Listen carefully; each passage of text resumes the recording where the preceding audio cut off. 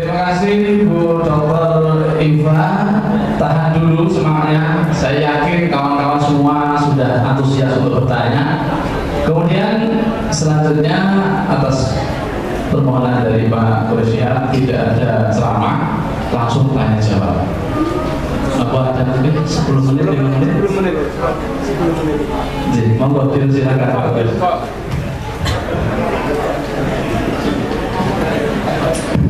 Baik, saudara. Saya dengar saudara dari tadi sudah disuguhi aneka informasi, aneka pengajaran dari sekian banyak pembicara.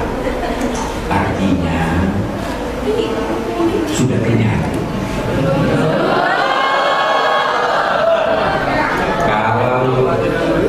Kalau belum kenyang, bagus. Memang dianjurkan itu hanya sepertiga.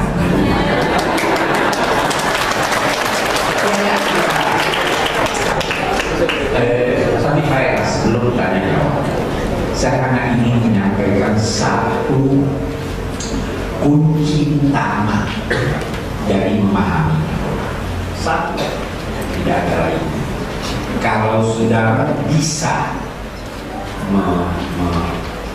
mewujudkan itu dalam diri saudara, insya Allah jadi mufassir besar. Apa itu? Bersahabatlah dengan Al-Quran. Itu aslinya.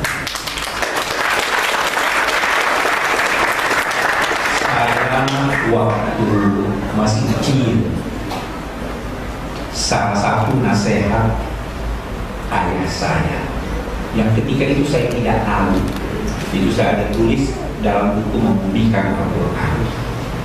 Salah satu nasihatnya adalah anggaplah Al-Quran itu berbicara dengan kamu, turun dengan kamu.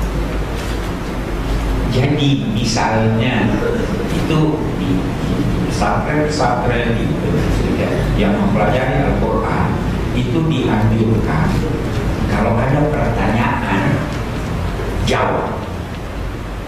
Alaihissallahu biahkamil hakimin, dijawab kan? Itu berarti ada berdialog. Ya. Ketika turun bagi ayat Rabbi umat berbilang pertanyaannya, sahabat-sahabat diam. Nabi berkata, jin lebih pandai dari kalian. Kalian bodoh. Dan kalau Anda menganggap dia berdialog dengan Anda, itu berarti dia mengulurkan, Anda menganggap dia mengulurkan tangan persahabatan kepada Anda. Jadi sahabatlah. Sebagaimana anak-anak muda senang kalau pacarnya ngomong sama dia, senang kan? Perempuan tidak akan jawab, senang kan? Itu sahabat, ya kan? Begitulah orang yang bersahabat. Dia senang pacarnya, dia berdialog, dia jawab pertanyaannya. Nah, sekarang apa kaitannya dengan pemahaman? Orang yang Anda tidak kenal, tidak mungkin diberitahu Anda rahasianya. Ya. Semakin bersahabat Anda dengan seseorang, semakin terbuka kemungkinan untuk dia jelaskan pada Anda apa rahasianya. Ya. Nah, kalau Anda bersahabat dengan Al-Quran, dia akan menyampaikan kepada Anda rahasia-rahasia yang bisa jadi tidak terungkap dengan pandangan pertama, tidak terungkap dari lafaz-lafaz yang dikemukakannya, tapi terungkap melalui pendekatan rohani Anda. Dan ketahuilah bahwa makna Al-Quran itu tidak terbatas, tidak ada batas. Semakin bersahabat, semakin banyak. semakin banyak hal yang baru yang Anda temukan. Nah, itu rahasianya. Nanti di belakang itu baru belajar ulumul Quran dan cinta itu kuncinya saja. Itu satu. Saya pikir kalau ini sudah mau pulang dan terapkan itu, ini semua jadi mufassirin. Itu saya kira yang dapat saya sampaikan. Silakan yang mau tanya jawab. Oke. Satu untuk Putri, karena waktu beliau sudah bersama kita di Ramalan Pusat. Satu untuk Putra, satu untuk Putri. Pak Najib, tolong di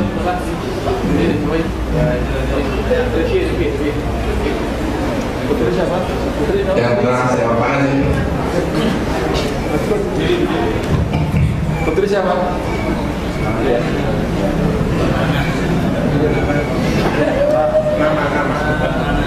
Assalamualaikum warahmatullahi wabarakatuh. Yang mulia yang saya muliakan Bapak Profesor Quraisyidar beserta seluruh komponen Allah Warazaqallahu wasyi'an ma'afiyah wa ta'ala wa mulki wa ada'alim wa barakatuh.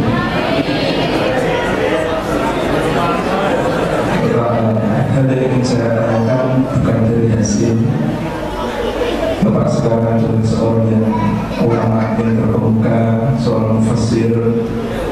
Saya ingin mengetahui bagaimana cara belajar Bapak ketika dulu sehingga memperoleh hasil yang seperti ini. Barangkali dengan meniru cara belajar, meniru apa yang Bapak buat, kami bisa minimal bisa menyamai Bapak.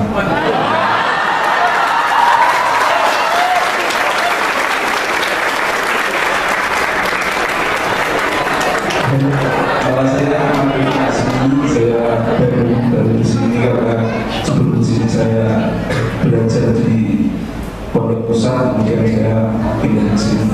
Jadi itu saja.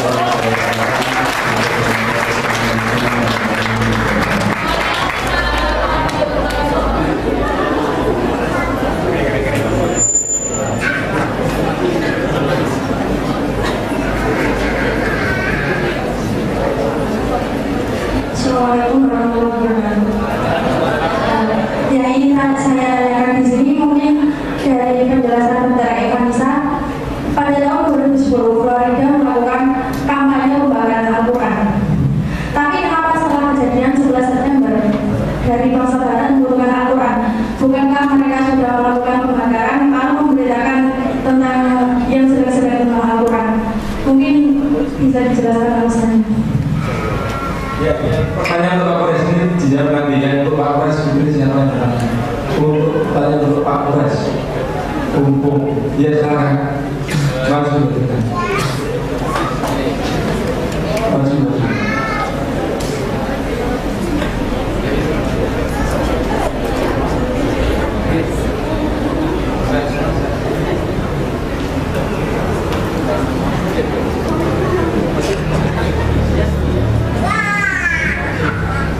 Assalamualaikum warahmatullahi wabarakatuh. Saya Hasina Dinastia dari Sinter 7.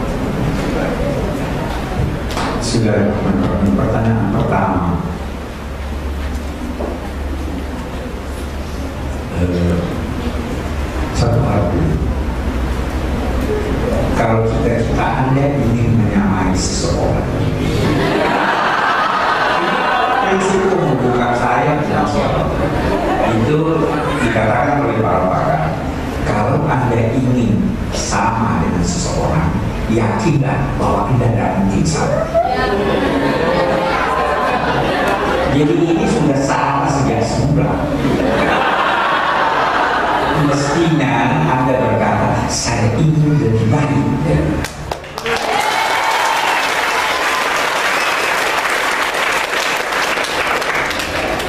Apa yang diketahui seseorang masih banyak yang dia tidak ketahui. Fasilitas yang diperoleh seseorang masa kini masih banyak yang bisa diperoleh oleh orang yang datang sesudahnya. Ya. Jadi kalau Anda tanya saya, baik, panjang ceritanya, tapi saya mau beri Anda satu saja.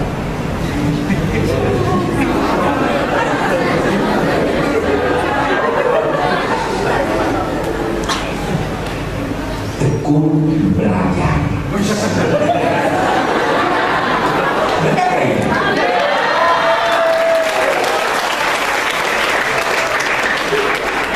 Sekarang yang Anda lihat bisa menjadi pelajaran sekaligus bisa menjadi penafsiran terhadap pada satu orang di Mesir, yaitu Abad.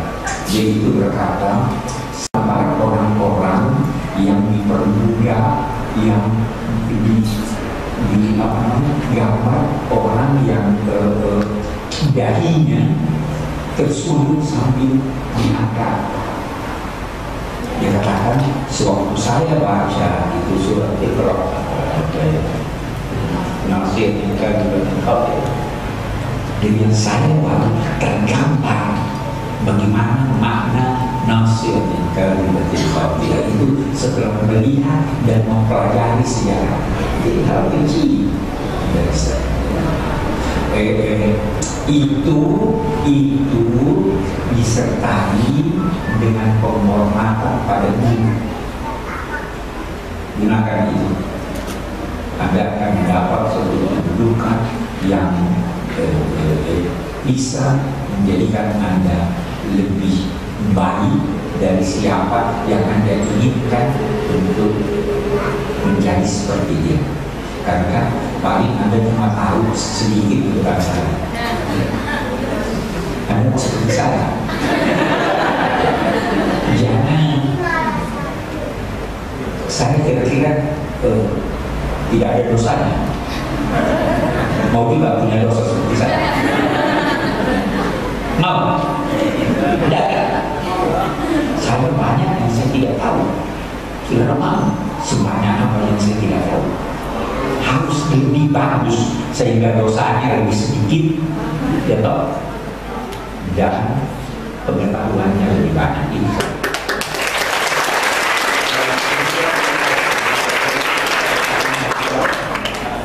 Ya, baik ya, jawab, cekak. Yang ketiga, apa yang ketiga? Tentang terjemah Al-Quran. Terjemah Al-Quran sudah dicerita sama Mukhlis. Tahu cara terjemahan, tanya aja Gus.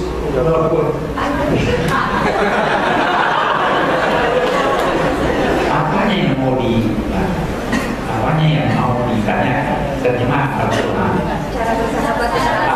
Ini satu hal yang saya ingin gambarkan. Tidak bisa Al-Quran diterjemah. Tidak mungkin. Kemarin juga di Semarang saya cerita. Kenapa tidak mungkin?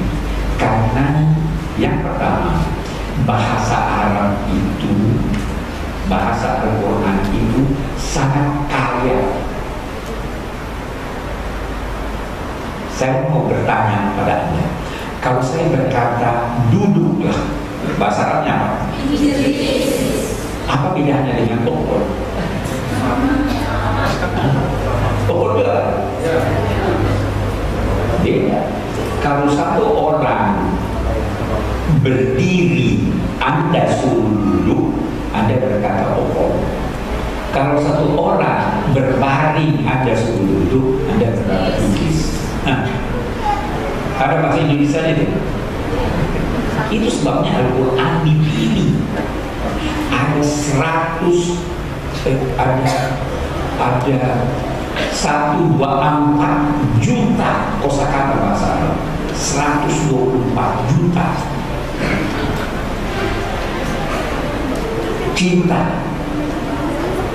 Cinta, oh banyak, mulai dari Mei, Hawa, Bara, Aisyah, tingkat-tingkatnya itu walau. Ini politik yang ini, apalagi dalam bahasa yang miskin. Saya selalu berkata, menerjemahkan Al-Quran tidak mungkin, karena bahasanya, kosakatanya sangat padat dan mempunyai makna yang berbeda-beda, sedangkan bahasa yang lain sangat miskin. Termasuk salah satu yang paling miskin adalah bahasa Indonesia. Lebih kaya bahasa Jawa dan bahasa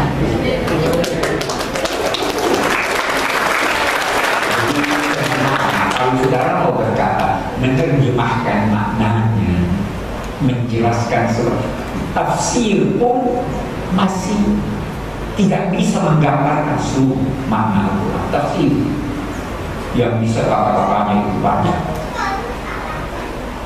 karena itu dikatakan apa yang dijelaskan oleh ulama tentang tafsir itu hanya sebahagian yang dia anggap itu yang penting untuk dijelaskan. Masih banyak yang lain. Saya kira itu ya. Nah, jadi itu sebabnya salah satu syarat untuk memahami Al-Quran harus bisa bahasa Arab. Ya nggak bisa. Iya nggak bisa.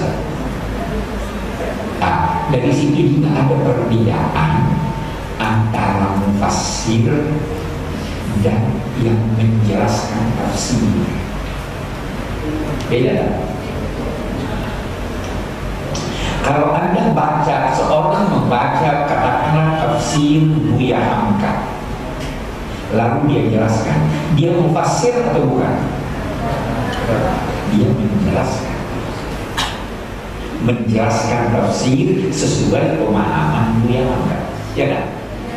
Mufassir itu adalah orang yang mengemukakan pendapatnya tentang makna ayat, yang boleh jadi dalam mengemukakannya itu dia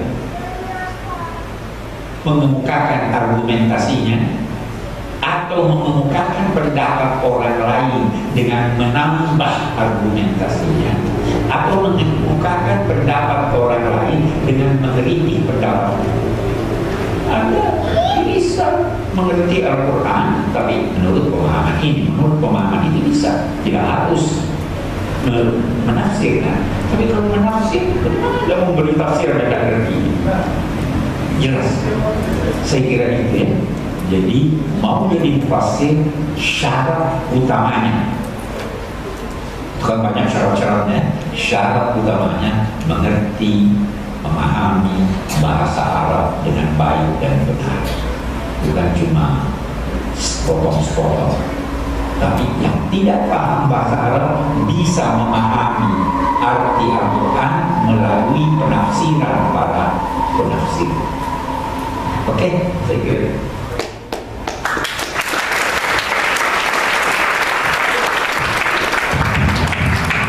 Terima kasih Pak Quraisyihab. Saya waktunya beliau pendek. Ini harus istirahat, salah satu harus ke Jombang ketemu dengan Gusola dan ahli Al-Quran di sana. Polres kami ini seharusnya ujian itu tanggal 24 Desember.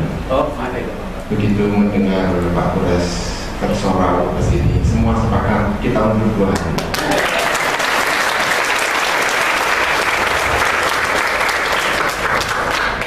Yang insya Allah mau datang lagi, saya terus terang terkesan.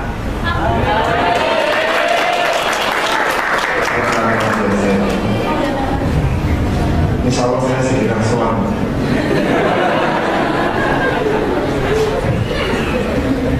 Saya kira itu. Mohon doanya Pak Polres, mereka sangat-sangat mencintai Al-Quran. mencintai Pak Polres Syihab.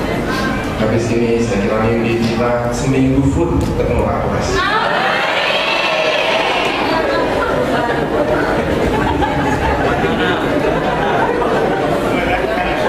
Beliau kemarin sesuai dengan pengalaman putranya, Najwa Shihab.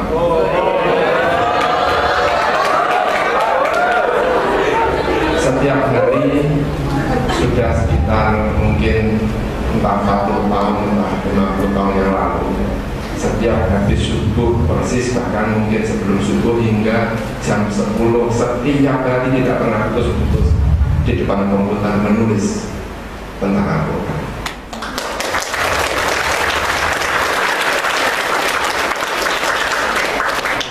Dan kita tidak pernah putus-putus setiap hari tidur tidak.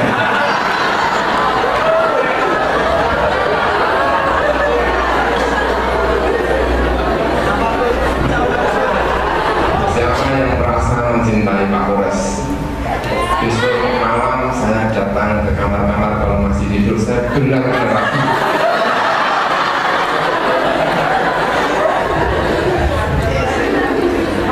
Saya kira begitu kita antar Pak Polres dengan doa, kita meneruskan diskusi dengan murid-murid beliau. Kita semua ini murid-murid beliau ketika berada di Kairo, Pak Khalid, Pak Mukhlis, Bu Eva, dan saya sendiri adalah anak-anak Pak Polres ketika beliau berada di Kairo, pernah menjabat sebagai duta besar selama 5 tahun.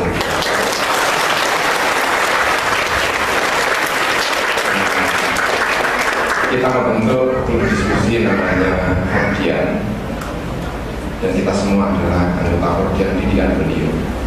Saya kira harus untuk beliau.